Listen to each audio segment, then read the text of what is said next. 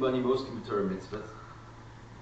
However, even the details regarding this, like for example the time of the wedding, which is the days of Hanukkah, they are also by hashgacha pratis. In other words, everything matters. Regarding Hanukkah, in addition to the war itself, where the few and the weak fought against the many and the strong, as it says we say in the Nusach Ala Nisim, Masarta Giborim biyad Chalashim v'Rabim biyad Ma'atim. Getting excited to say these words. That you gave over the many into the hands of the weak. The strong into the hands of the weak, and the many into the hands of the few. Haisa milcham biglal sha'amda malchus yavan arasha al amcha Yisrael ashkicham torasecha lavira mechuk yerutzavnecha. So the continuation of that little thing we say in Al Anisim, it was because the Greek kingdom, the wicked Greek kingdom, stood against your nation to make them forget your Torah and to remove them from the statutes of your will.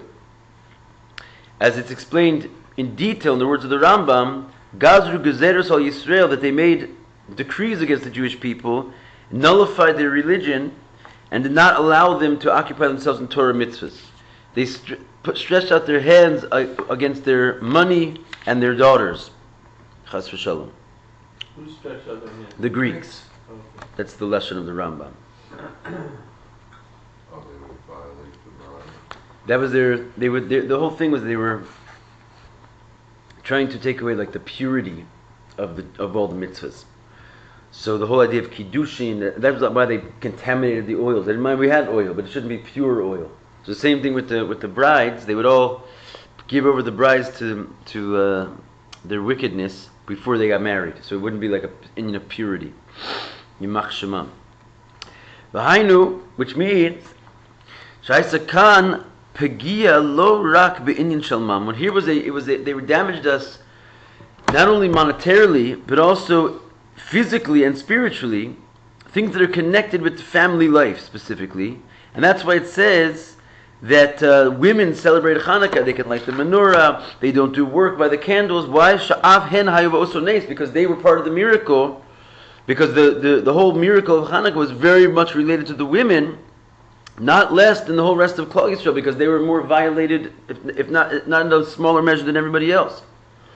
From this it's understood that also the Hodah, the thanksgiving on the Nes, needs to be a general concept which is connected with Taras Am Yisrael. In other words, what are we really thanking Hashem, not just for the miracle of Hanukkah, but in general with the purity, as we just said, of the Jewish nation. Because this is a preparation for the Geula. Both the Geula Pratis, in other words, the private Geula in a particular time, like the Geula of Hanukkah. In other words, we've had many little private Geulas. But also, it's a preparation for the Geula of Mashiach Tzidkenu. As it says in the Mishnah, Ashreichem Yisrael ifnei mi atem matarim u'mi id matar eschem. Avichem sheb'shamayim. So it says in the Mishnah, happy are the Jewish people before whom to become purified, and who purifies you? Your Father in heaven. As I will sprinkle upon you the pure waters, like referring to the waters of the red heifer, and you will become pure. And this pasuk is said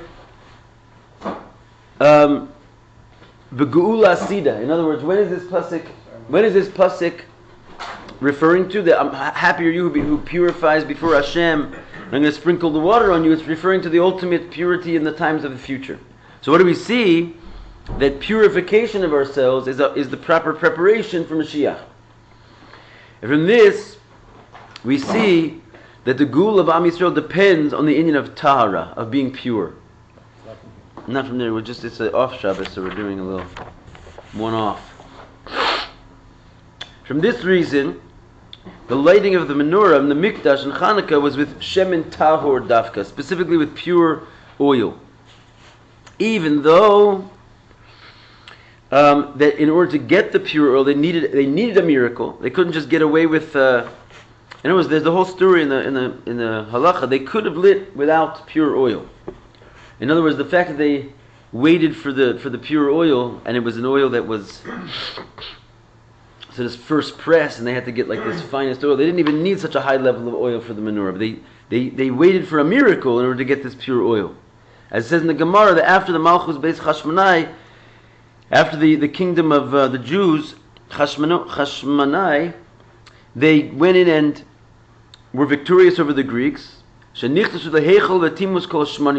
Greeks had gone into the Heichel and impurified all the oils in there. So it says, they checked and they found one jar of oil that was still sealed with the Kohen Gadol's mark, and it only had enough to lay for one day. A nace happened and they lit it for 8 days. Hainu, which means that first and foremost, hayatzrich b'nace. First thing they needed was a miracle, which is what? That they found one jar of oil that was still covered with the seal of the Kohen Gadol. That itself was a nace. In other words, they couldn't just go and do this thing naturally. The first thing that was required was a nace. So there was other oil, but they didn't want to use it. Right. So a nace, the lilac. Excuse me for interrupting. Yeah. They know. I mean, it's easy for us to look from now and say, to have all these opinions that they could have lit other oil, but did they know at the time that they could light with that other oil? Yeah.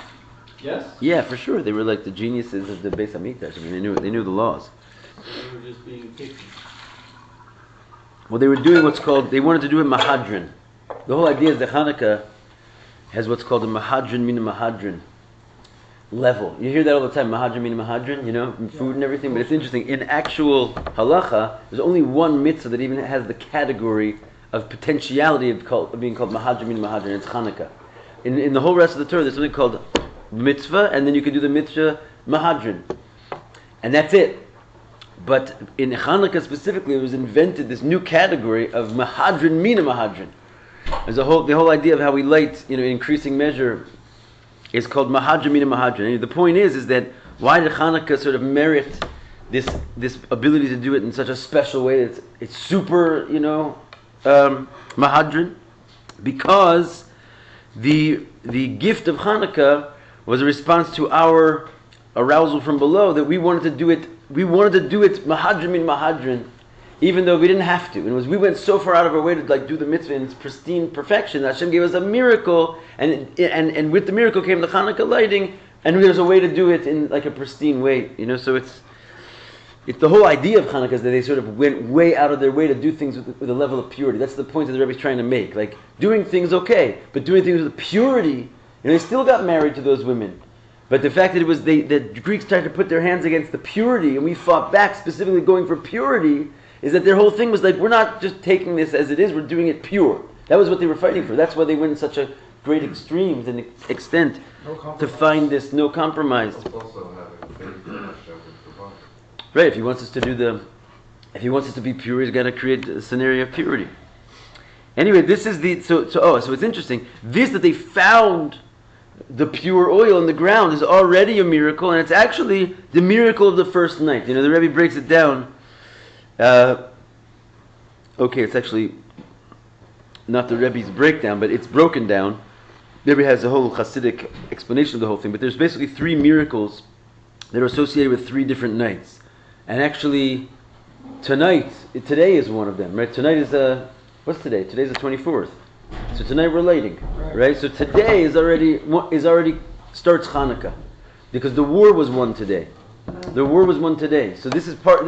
That's a nace also, right? A big nace. So then the war was won today. That's nace number 1, and it's all hinted to in the Gemara. It says they not nitzchu. They beat the Chashmonaim. Nace number 2 is they found the oil. So how long did this war go? How long did we go without lighting the menorah? Without Days, lighting the weeks, menorah? months, years. Well, it seems that we did the practices inside there. It just was done they put an idol in there. In other words, they defamed and they sort of took control of the Beis Hamikdash, but they allowed us to be in there, So, in other words, they told us you have to write on the horn of the animal that you have no portion in the God of Israel, which implies that it was this crazy defamed sacrifice, but they wanted us to keep sacrificing anyway because they were into culture and religion. They just didn't want us. As we were fighting the war, we were still. It seems like we had this corrupted type of service going on. I mean, I don't know. It's a good question exactly. If it was stopped, seems like it probably would have been stopped. Wasn't years or something that we weren't doing it. It may have been days or something. There was definitely. years of persecution from them, and and so definitely we were still like sort of halfway keeping the temple service going. The actual war, they got the elephants, and there was a certain big takeover and revolt and revolution. I'm not sure exactly how long that lasted. You know? I guess I'm just trying to get a sense of how long from the last time it lit Right. until the time they waited and waited and waited for the pure one. Is it a day? Is it a month? Is it a year? I don't know. I'm not sure. Because if they were continuing doing it, so the day before they were lighting it, and the day before that they were lighting it, and the day before that they were lighting Right, it. with impure oil. So they were lighting it not with the Yeah, or I think it does. It seems reasonable that there was a certain break, that when they were mamish Must like have been, it or just they went off. It would have been a celebration. No, not Well, necessarily. the question is they got rid of the idols and they cleaned the place up. Right, I hear you. I hear Did they you. bring a pig in there? No, and yeah, they had to rededicate But the altar. for In other us, words- the big thing for us is the menorah. No, the big thing for us was we want the war. It's not even true. Why is it called Hanukkah? Well, the word. Why is it called Hanukkah? Because Hanukkah is a mizbeach. What do we read during the 8 days of Hanukkah in the Torah? We read about the altar that was rededicated. So actually, the name of the holiday is actually it's you're right. It's Chanu Chaf Hey. There's it's all kind of beautifully kabbalistically in there. Chanu means they rested. Chaf Hey, the 25th. That's literally the name of the holiday. It means they rested on the 25th from the war on the 24th. But then the word Hanukkah simply means the dedication of the altar. And then the menorah is already like a third, miracle basically. The real miracle is that they found this oil. So that's what he left off here. Is that what we're going Sorry to? for the interruption. No, it's cool. I mean, the history of Hanukkah is written out pretty detailed. So we'll try and look into it. If there was a break in the service there, seems that there would have been. But what he's trying to say here is that what we're celebrating tonight, it's important to know because just to get one night of it, tonight is not the celebration of the miracle of the oils, of the lights. Tonight is the celebration of finding the oil, because theoretically the first day they didn't light miraculous oil. There was no miracle in the lighting of the first day. That lighting was the second day, because they only had enough for one day's lighting. They had enough for one day's lighting though. So there's a second miracle that kicks in on the 26th of Hanukkah, and that miracle you celebrate for 7 days, which is that this oil kept lighting. But actually the Iker Inyan of Hanukkah is not that miracle, it's that they found the oil.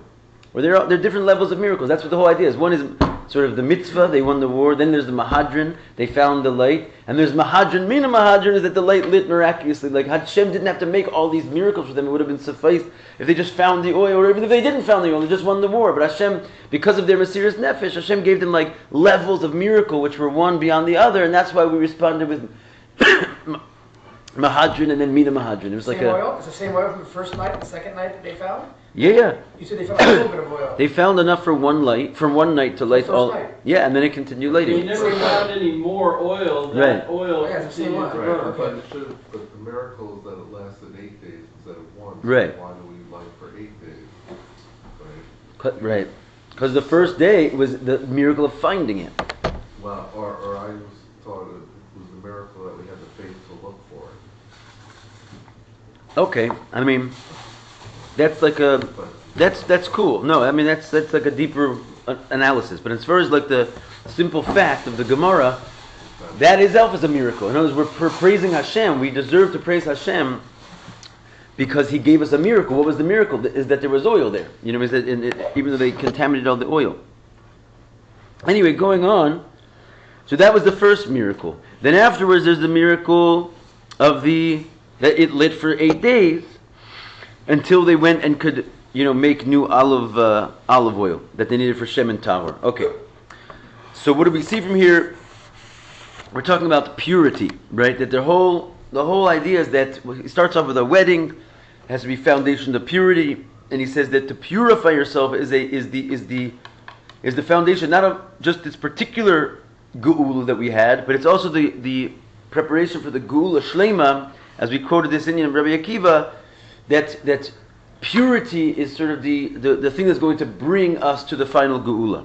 And therefore we see by this miracle that they had Mesiras Nefesh to get this Shemen Tahor dafka, this pure oil. Okay, so let's see what he's going with this. To preface, it's known the question that lama hutzruch lenes b'shvil adlikas neros menorah b'shemen talor dafka. Why do they need a miracle to be made for them in order to light with pure oil specifically? Right? The hadlakas here, now he's going to go into this law that we just sort of threw out there. The hadlakas neros menorah in the mikdash was for the tzibur, right? It was a public need. And regarding the avodas hatzibur, there is an Indian, there's a klal, tuma dechoya hi b'tzibur, right? Like we find by Pesach, and we find in other places that the Indian of impurity can be sort of forgotten or pushed off when it comes to the needs of the tzibur.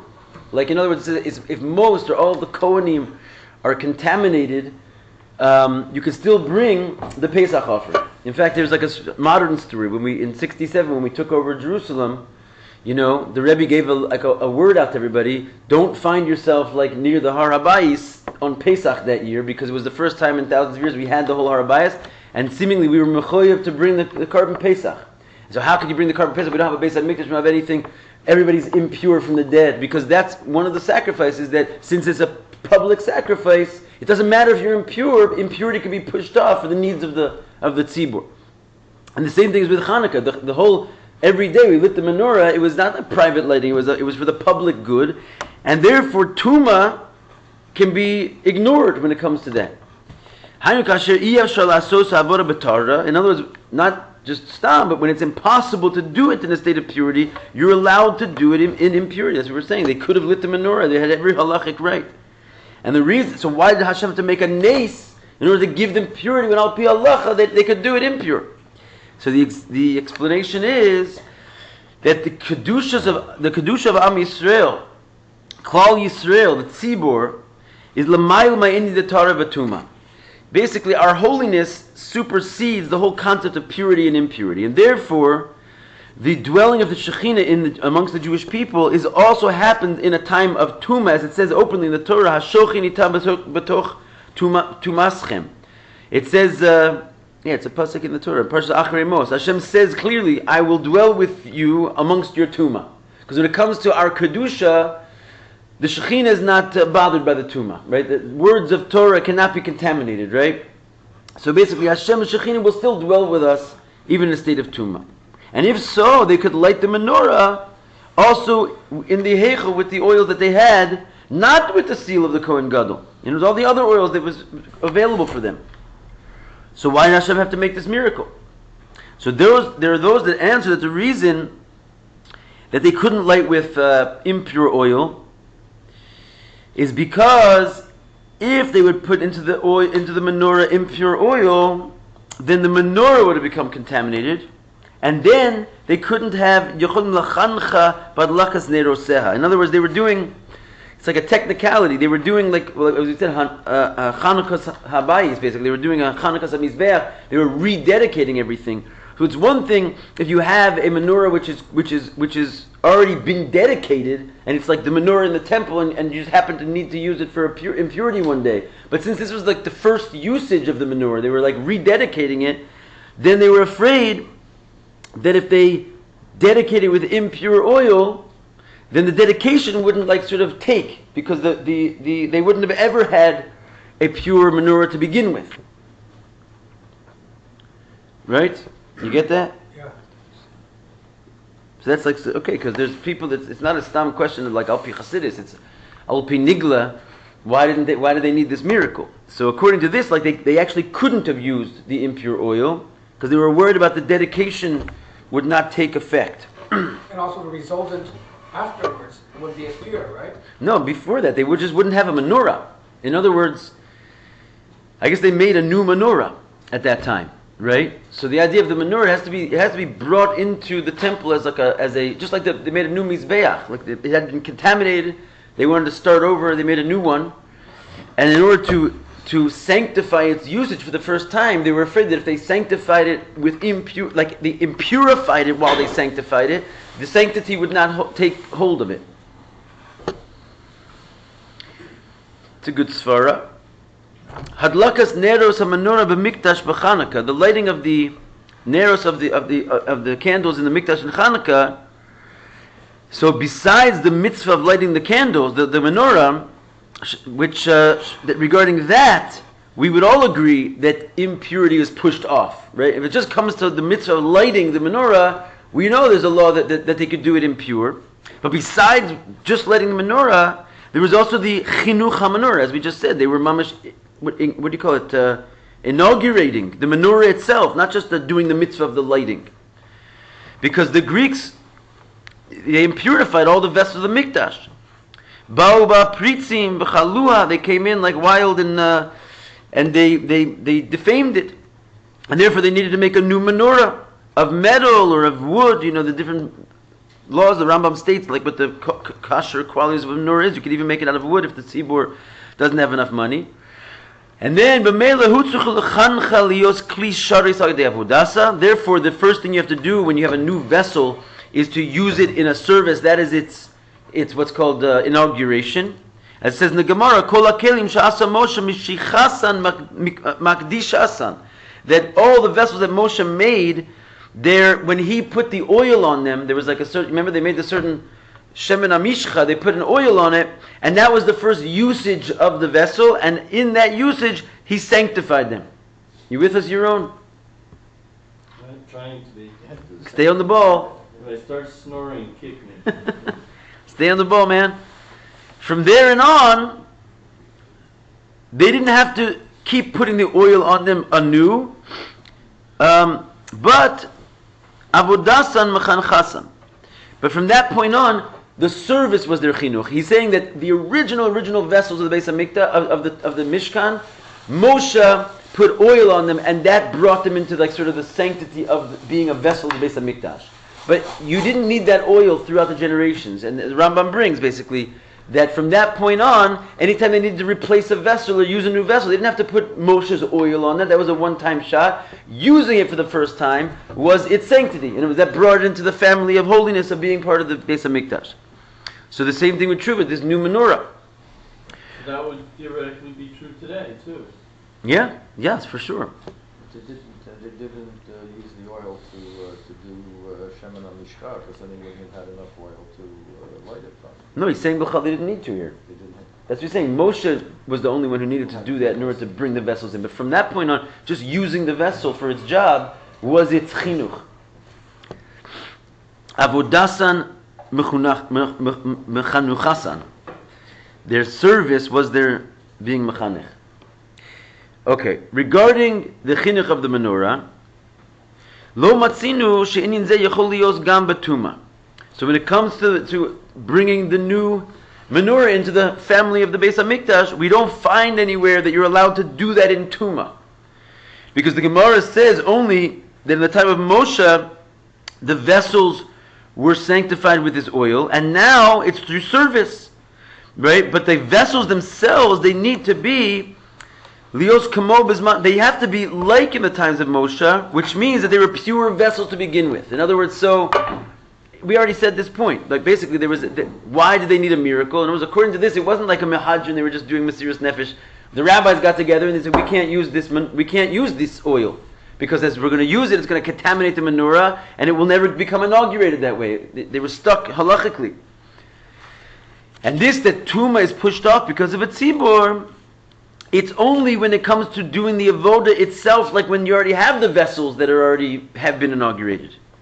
That there's a mikdash, and there's klei sharis, there's vessels, and all you need to do is the avoda. So okay, in such a case, okay, you can do it in purity, but not when you need to be machanech the menorah anew, and make it into a klei sharis.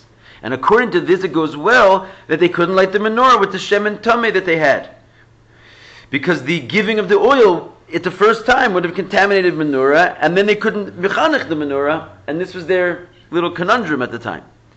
So this is an answer that's given mamish by the Tosafos actually. No. Gilyon Hashas Lahari Engel.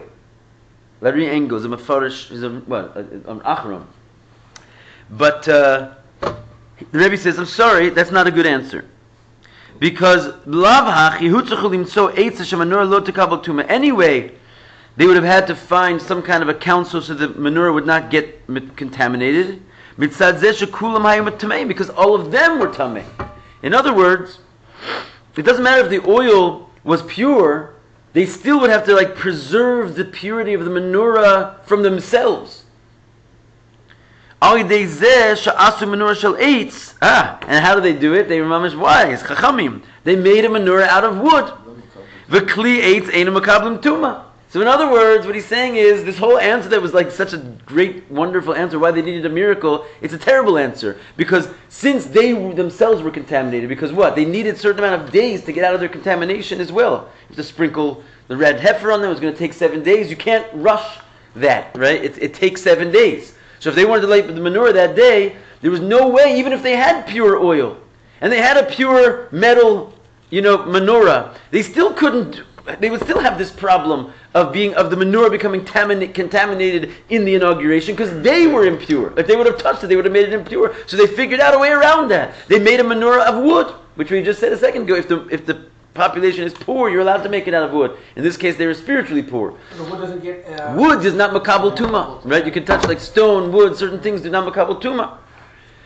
So obviously, even if you put the oil in there, which was contaminated, it also would not have makabel tuma, and you get around this whole problem, you would have had the ability to inaugurate the menorah with impure oil while the menorah does not get contaminated. Shalom al Yisrael. This answer is not good. So we need another answer why Hashem had to make a miracle. It wasn't because of this business of the contamination. Now, it's not so pashit. He sort of backtracks a second. He says, because even though a wooden vessel that has what's called a base kibul does makabel tuma, what's a base kibul? It's like a kli. Once you make wood into a kli, there's a wooden cup, is makabel tuma. It's just a piece of wood is not makabel tuma. And the menorah had a base kibul because it had cups to receive the oil. So he says, "Kol kli eitz hasoy lenachas ein makabel tuma." He says, but no, because there's another little law in these laws of tuma that any wooden vessel which is made to rest, in other words, not made to be used as a vessel. It's like a piece of furniture or something like that. Even it has like a something to receive liquid inside of it. It's also not makabel tuma. As the Rabbi says, "Shalfina meshulchan shel mikdash u'menorah sha'asu aleihem kli eitz hasoy lenachas hu." And actually the Rabbi says there that we learn this law from the shulchan in the Beis HaMikdash or in the Mishkan and the menorah that are, even though they have a kli kibul, they're made to just rest and not to be used as a vessel, so they are also not makabel tuma. So we got out of that one. Why is it made to rest? Because you're not allowed to pick it up and move it around. It's like a holy object. So it was literally made to rest. Just like you can't pick up the shulchan in the Mishkan, because the shulchan says tamid, right? It says that it has to be there continuously, and the same is true with the menorah. Since the menorah is written to be across from the table, it's like it says also by it tamid. So there's a whole limud going on here, basically how they learn. The Ravid learns that the menorah of wood is considered a vessel that's made to rest, even though it doesn't say by the menorah itself that it's a vessel that's made to rest, and therefore it's not makabel tuma even if it has kli kibul. It does say that openly about the shulchan. And since it says the shulchan on the menorah, like in one foul swoop, we learn the menorah from the shulchan that it's also made to rest, and therefore even if it has a kli kibul, it's not makabel tuma. That's the end of that's the point of that.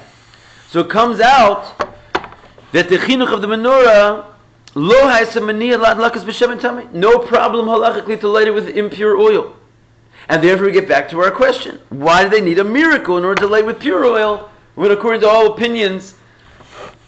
Not all opinions, but the right opinions apparently, you could light with impure oil.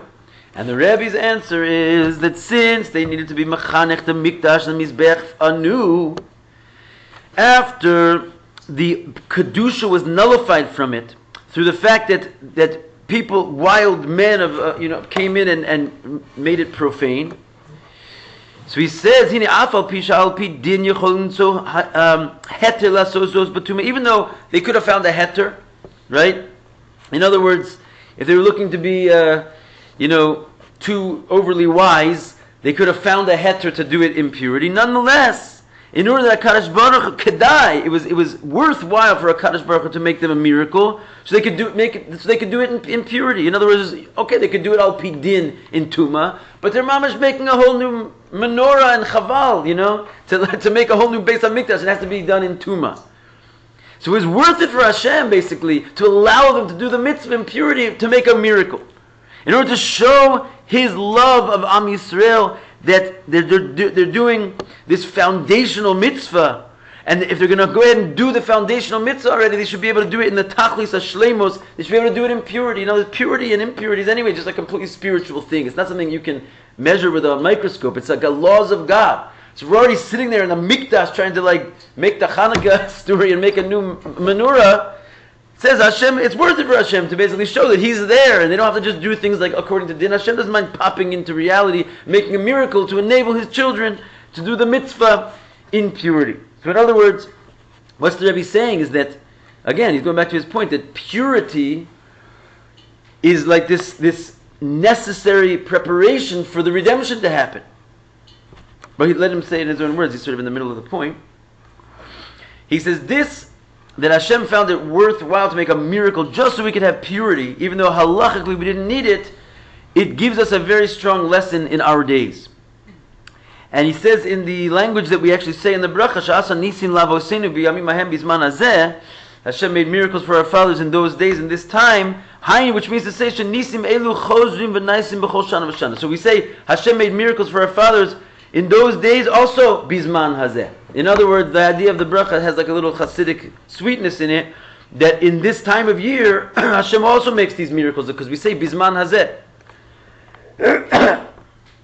So to preface, that the Neros Hanukkah, which are 8, not like the Beis Hamikdash, which are 7, they're connected mainly with the time of Golus. As the Ramban says, that Amar lo HaKadosh Baruch Hu, and he brings it from the words of the Midrash, Amar lo HaKadosh Baruch Hu LeMoshe, Lech emor lo la'aron, go tell Aaron, Haneros li'olam el mul pnei menorah. Right? Hashem said to Moshe, go tell Aaron that the candles will forever be mul pnei menorah. In other words, they should always face, the other candles in the menorah should always face the center candle. Liolam is in italics over here. He told them they should forever face those candles. The L'chora, he says, seemingly when the Beis Hamikdash is not standing, then the candles are also not standing. Lo ramzu el lenero shel Chanukah chashmonai shi noheges af la'achar begalusan. So he says that what was the Ramban says that what was Hashem hinting to Moshe in this little exchange is that he was talking about the Neros Hanukkah. It was already in the Midrash. It was already before the Hanukkah even happened. He was talking about the Neros Hanukkah, that they were li'olam, they will still be going even when the candles of the Beis Hamikdash are extinguished. Which, what do we see? That the Hanukkah candles are primarily like an Indian of Gullus. They're there to keep the menorah alive even when there's no menorah in the Beis Hamikdash. From this is understood that the Neros Hanukkah, they have a general lesson for Bnei Yisrael in the time of exile. The miracle that HaKadosh Baruch Hu made for us in Hanukkah, to show that He loved us. That's what we're saying. What was the purpose of the miracle? For one reason alone, to show that He loved us. We could have done the miracle in purity, but Hashem just wanted to show us that He was there and connect with us, so He gave us the purity. So this miracle that Hashem showed His love for us, that we could light it with pure oil dafka, even though al pidin we could light it with impure oil, it serves a lesson from above.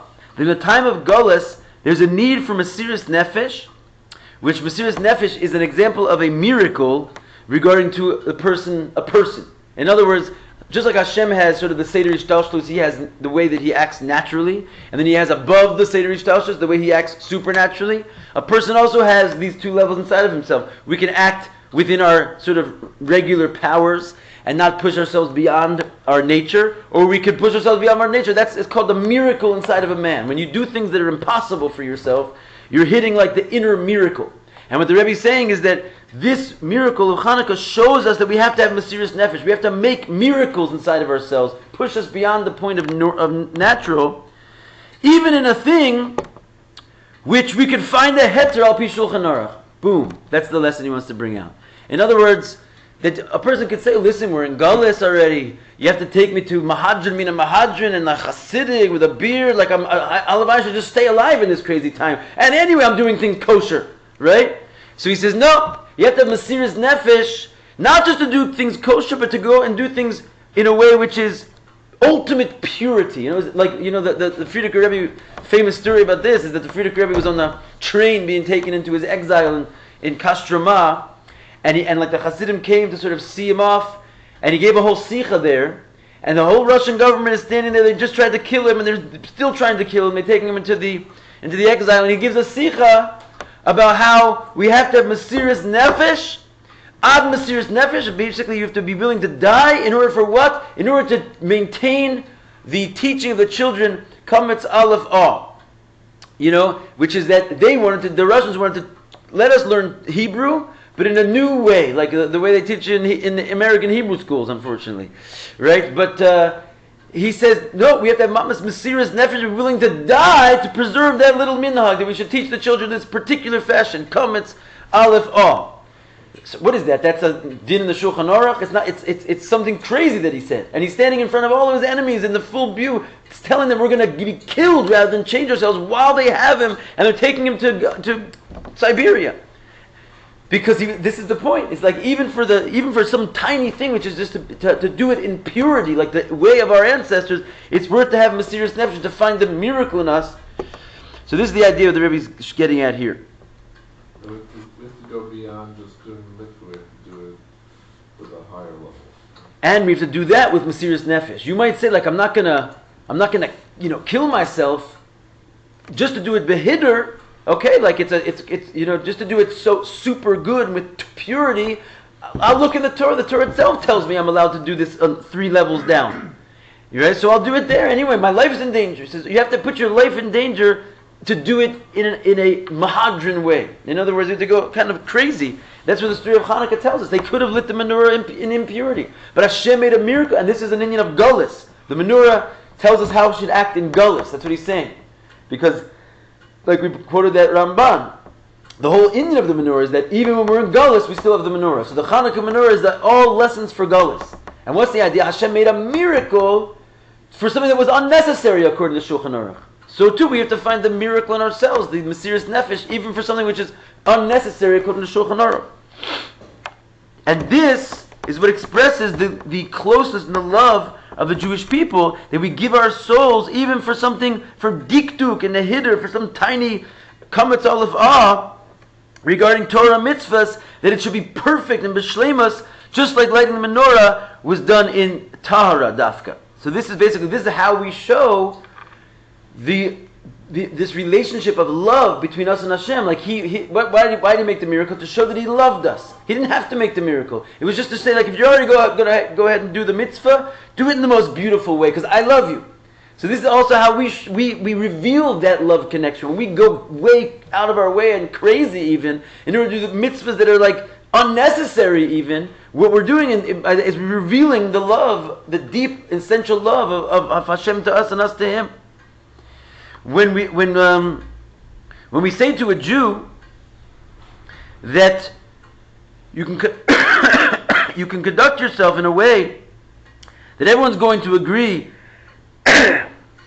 she'eina b'ofen shel Torah, you say to a Jew, you can conduct yourself in such a way that it's clearly not pure, but nevertheless, because you're in Gullus and because we're in a tough situation, you can find a heter according to the Shulchan Aruch that you're allowed to do this, at least temporarily, until you conduct yourself when you get into better times in purity.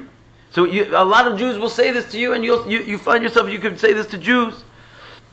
The answer to this is that we're talking about the Indian of Amunah, or an Indian that's connected with the Taras Habanos, with the purity of the daughters, Taras Mishpacha, right? Because you say, I live hundreds of miles away from a mikvah, you know what I'm saying? Al Pi Shulchan Aruch, you can figure something out perhaps.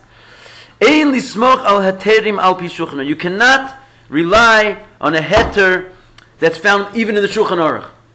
But you have to have Mesiras Nefesh to do it b'tachlis hashleimus. This was also said to the Frierdiker Rebbe.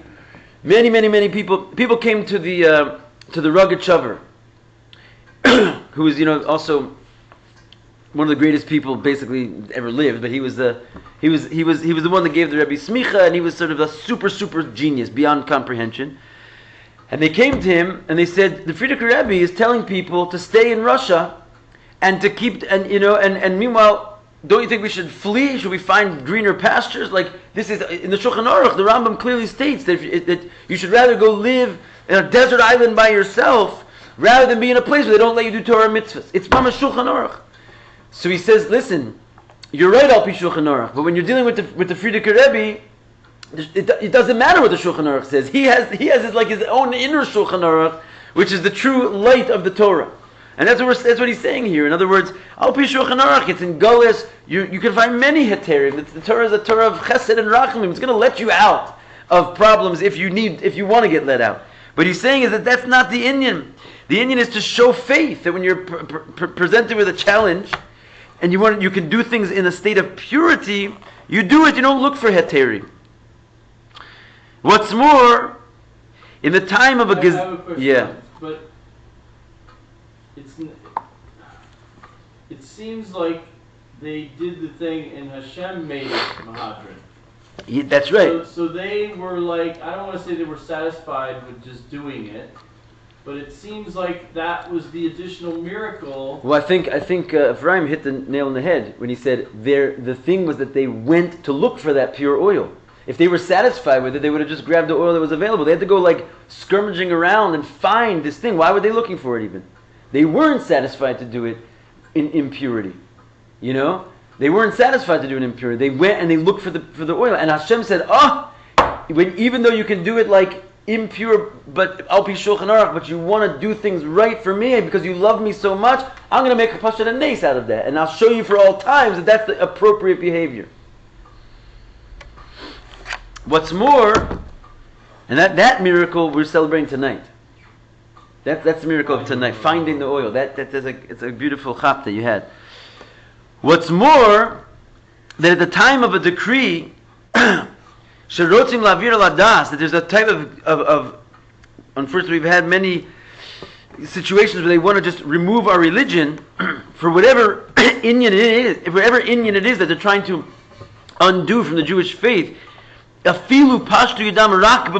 if they only want to take our monies, so to speak, as opposed to our daughters, even if they're just trying to get in the way of Jewish life, we have to have Mesiras Nefesh even for the smallest detail, like this Kametz Aleph business I was telling you. It was a ridiculous thing. No one could imagine that that's what he's going to get up and say. We have to preserve Yiddishkeit by not changing the format that we teach our Aleph base to the kids. What kind of a detail did you bring? It's the most seemingly insignificant detail you can find. He made it the most significant detail. Because he was saying that that's the point. In other words, if they're going against Yiddishkeit, even the smallest detail you have to have Mesiras Nefesh for. Even a shoelace, he says. He said,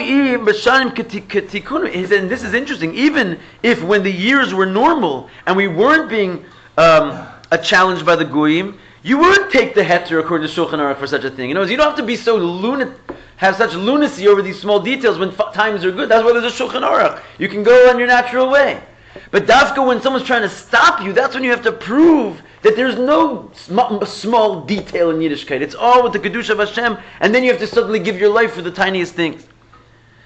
And this is a general lesson for the Jewish people at the time of Gullus, not to rely on those people that are looking for heterim and trying to find the easy way out, and they're to explain themselves that this is only a small thing, it's just wearing pants, whatever it is. It's just a shoelace. Not to get into the pants. But he says, or they could say, Tuma is pushed off in a tzibur, etc., etc. He says, there's so many things that in our times we could easily say, it's a time of Golis. We have to live with the modern times. I think modern orthodoxy is that. But that's what Rabbi speaking to this sort of growing phenomenon in 1954 of modern orthodoxy. He says, no, I hear what you're saying there. There is such a concept, but the lesson of Hanukkah tells us not to do that. Not to sort of adapt ourselves to the modern times, but be crazy about the smallest details of our religion. No compromise, especially in times when things are kind of falling apart all around us.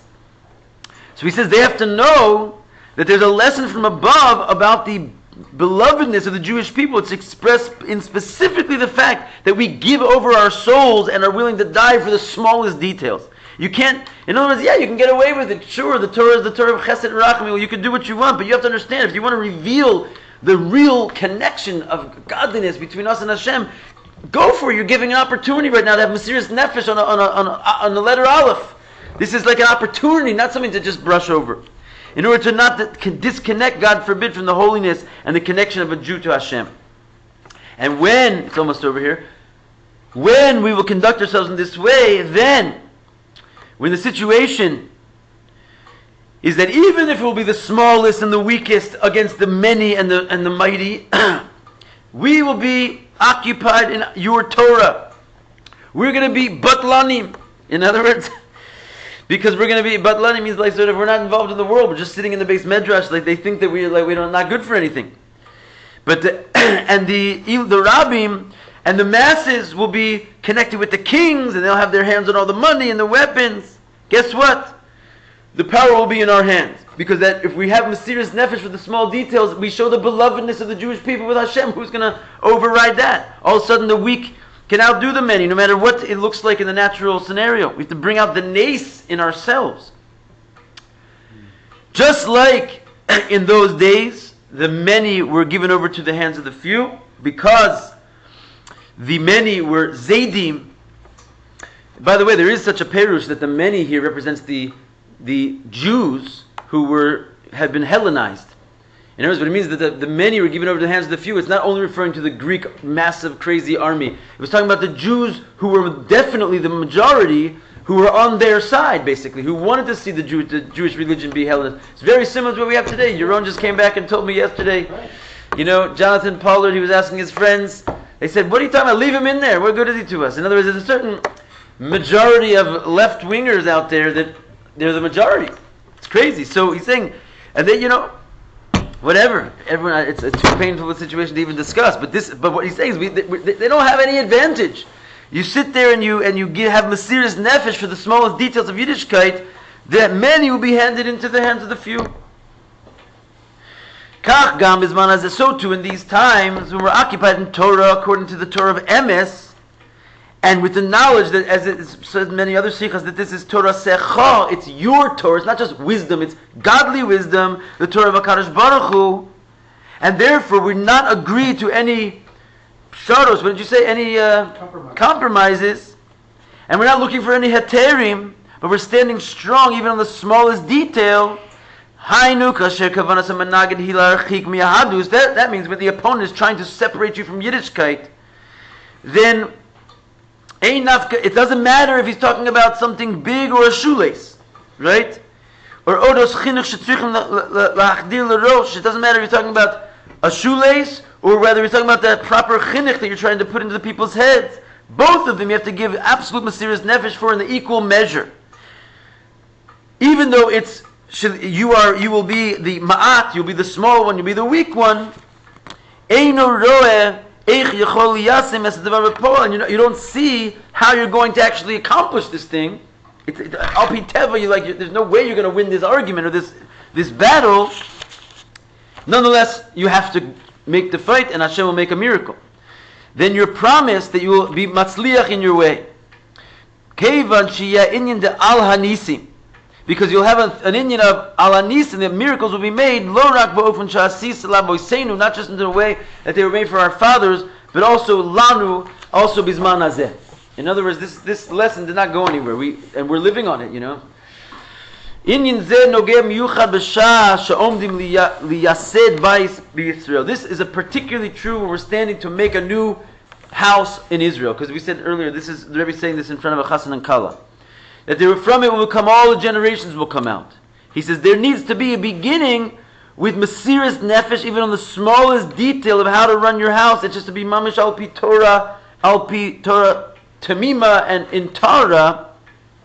Then HaKadosh Baruch Hu will give His blessing for Hatzlacha, that you'll be able to fulfill all of this, beruchnius, and through this it will draw down an extra measure of bracha and success, also in Gashmias in the simplest way, in Bani Chayim Mazoni Raviche. Everything should be mamish blessed, beginning with that the chasana should be in a good time, good and auspicious time. which is Hanukkah, Meshach Hatzlacha, and a continuation of Hatzlacha in all the years to come in the generations to follow. What is Mesiras Nefesh in this context? It means Be willing basically, to die for the. yeah, on the basic level, be willing to die. But on the But isn't it? It's a sword to put yourself in danger if you don't have to. that's what the Rambam says. Al pi halacha, there's no reason to put yourself in danger. Right. But if someone's coming against Yiddishkeit, and you have to show basically that they're not going to get their hands on even the smallest detail. So the Rebbe has his own Shulchan Aruch, which says that you have Mesiras Nefesh for the smallest details. So basically, there's this. I don't know. It's like we stop valuing our life because what is our life without Yiddishkeit? And we say we'll die for the oil in a menorah or anything small, Right. because none of it matters anyways, because all that matters is God and our Yeah. connection. Basically, I don't know. yeah. That's I'm right. lost. No, you're They right. don't teach the story when you're little. The real reason of the Hanukkah time. It's because they found oil. They don't say it because it was impure. Right. I mean, unless you grew up in like a Hasidic Well, shul. they simplify everything, right? Of course. No, but you're right. You're right. It's wild. In other words, the Rebbe is asking us to do something beyond. Right. The letter of the law. If they're going to stop you from putting a Hanukkah, you go to war. I want to get city, you over to the minyan, you know? so you can You keep go- the seder. I don't want you to be late. to get what you need for your. Great.